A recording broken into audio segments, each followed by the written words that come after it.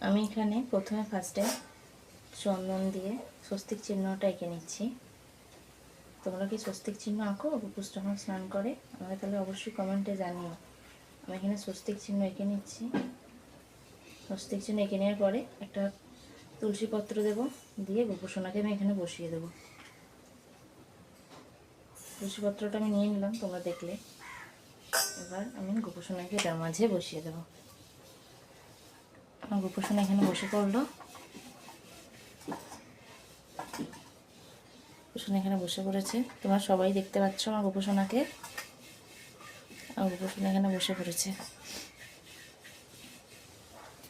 এবার আমি সোনাকে চন্দন মাখাবো। চন্দনটা মাখিয়ে নিচ্ছি সোনার গায়ে। পুরো হাঁচিটা পুরো তুলে দিলাম, কারণ অসুবিধা হচ্ছে, গপু আছে যেহেতু নিচে বসে। এখানে আমি চন্দনটা মাখিয়ে নিচ্ছি। ততক্ষণে দেখতে পাচ্ছেন গোপুসোনাকে এখানে এসে মাখিয়ে নিলাম। এরপর আমি গোপুসোনাকে স্নান করাবো। অপেক্ষা করো নেক্সট পার্টের জন্য, খুব শীঘ্রই দেখা হচ্ছে। দেখুন, রাধে রাধে।